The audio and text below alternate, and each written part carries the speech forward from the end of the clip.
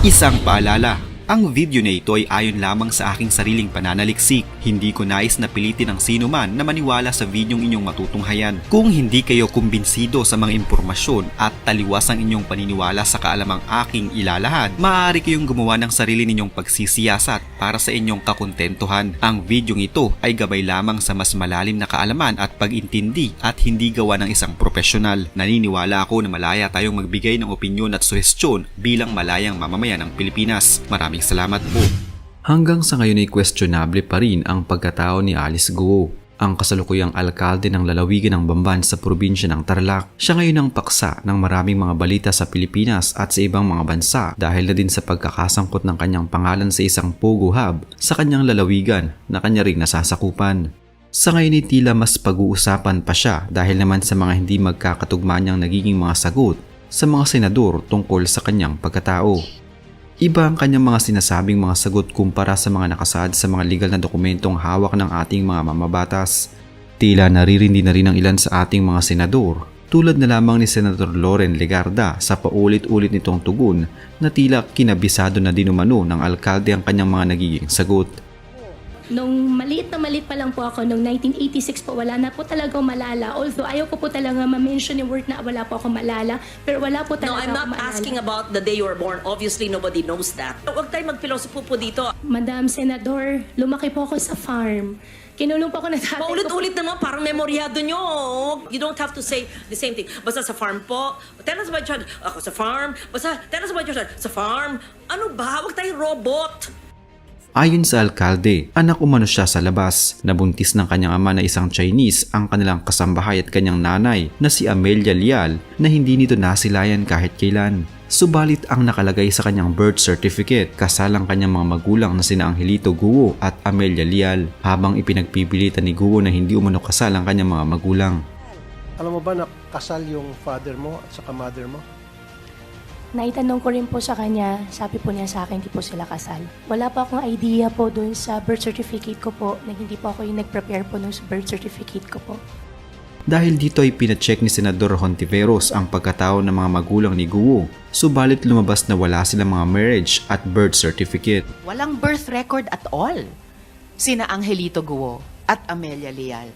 So, may tatanong talaga, hindi po kaya Angelito Guo and Amelia Lial Guo don't even exist. Walang record sa Philippine Statistics Authority o PSA ang mga magulang na nakalagay sa birth certificate ni Bamban Tarlac Mayor Alice Guo. Ito ang binunyag ni PSA Director for Legal Services Eliezer Ambatali. Kaya't may posibilidad aniya na ang umano'y magulang ng alkalde na sina Amelia Lial at Angelito Guo ay gawa-gawa lamang o posible din na hindi lang nakapagparehistro sa PSA. Bunsod nito, ayon sa PSA officials, maaaring maghain ng kaso ang sinuman para kanselahin ang birth certificate ni Bamban Tarlac Mayor Alice Guo. Napansin din ni Hontiveros na sa birth certificate ni Mayor Guo, Pilipino nakalagay na citizenship ng kanyang ama na si Angelito Guo, subalit ayon sa alkalde ay Chinese ang kanyang ama. Kung siya ay Chinese, yung tatay nyo, bakit kaya ang sabi sa birth certificate mo na ang tatay mong si Angelito Guo ay Filipino? Bakit ganun? Your Honor, yung Angelito po, yan po yung Filipino name po ng tatay ko. Why would you say he's a Chinese national with a Chinese passport, pero ang nakalagay sa birth certificate mo ay Pilipino siya? So, naiintindihan mo ba kung bakit ang gulo-gulo po ng kwentong buhay nyo? Napag-alaman din na mayroon pa palang dalawang kapatid, si Mayor Guo, na noong una ay sinabi niya na hindi siya sigurado kung kapatid niya sina Sheila at Shimen Guo na kapareho nito ng apelyido. Subalit sa mga inilabas na dokumento ng Bureau of Immigration, ilang beses na din palang bumiyahe ang alkalde kasama si Sheila Guo. Sa kabila nito ay nanindigan ang kampo ni Alice Guo sa pagka-Pilipino ng mayor. Kung sakaling magpasya ang korte na kanselahin ang birth certificate ni Mayor Guo, babalik ito sa floating status. Sa kabila nito, may karapatan naman aniya si Guo na maghain ng petisyon para maitama ang maling record sa kanyang birth certificate. Una rito, kasalukuyang iniimbestigahan si Mayor Guo ng mga ahensya ng gobyerno maging ng partido nito na Nationalist Party Coalition bunsod ng questionableng nasyonalidad dahil sa pagkakasalungat ng kanyang government records.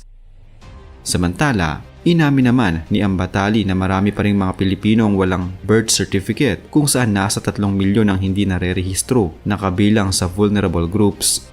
Mayroon ding 17 local civil registries ang kasalukuyang iniimbestigahan dahil sa mga di pangkaraniwang bilang ng mga naantalang magrehistro ng kanilang kapanganakan. Pinaplano na rin ngayon ng Philippine Statistics Authority na magpatupad ng mas mahigpit na polisiya sa pagpoproseso sa mga late birth registration. Ito ang inihayag ng naturang kagawaran kasunod ng questionableng pagkatao at birth certificate ng kontrobersyal na mayor ng Bamban Tarlac na si Alice Guo na kasalukuyang isinasailalim ngayon sa kaukulang pagdinig sa Senado nang dahil sa umunoy kaugnayan nito sa illegal na Philippine Offshore Gaming Operator Hub. Batay sa datos na inilabas ng ahensya, noong taong 2022 ay abot sa 1.3 milyon na mga birth certificate ang naiparehistro sa tamang panahon, habang nasa 127,990 naman ang pawang mga delayed registrants o nakapagparehistro lamang pagkatapos ng 30 araw mula sa pagsilang. Ngunit bukod dito ay inihayag din ng naturang kagawaran na batay din sa kanilang datos mula noong taong 2020 ay pumapalo sa 3.7 milyon na mga Pilipino ang walang mga birth certificate nang dahil sa iba't ibang mga rason. Dahil dito ay sinabi ng PSA sa isang pahayag na sa susunod na mga araw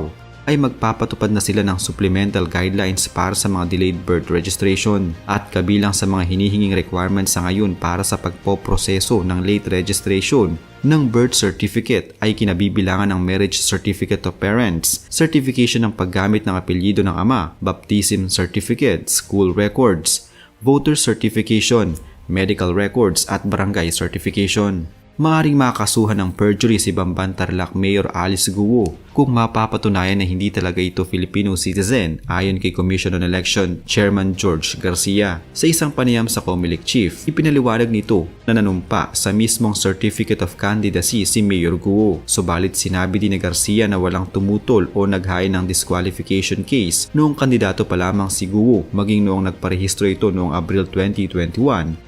Kaya inaprubahan ng Election Registration Board. Ayon sa poll body chief na sa ilalim ng batas, tanging ang mga mamamayang Pilipino lamang ang maaaring kumandidato para sa public office. Paliwanag pa ni Garcia na hindi minamandato ng COMELEC ang isang kandidato ng iba pang mga requirements para patunayan ang kanilang edad o nasyonalidad bukod sa kanilang sinumpaang panunumpa sa paghain ng kanilang kandidatura. Hindi rin niya maaaring tanggihan ng COMELEC ang COC ng isang kandidato ng walang disqualification o cancellation case na inihain ng isang rehistradong botante. Una rito, nagugat ang kaso ni Mayor Guo matapos na makabit ang kanyang pangalan sa Philippine Offshore Gaming Operator na sinalakay ng mga otoridad sa unang bahagi ng Marso sa mga kaso na may kaugnayan umano sa human trafficking at serious illegal detention, bagay na una nang itinanggi ng alkalde.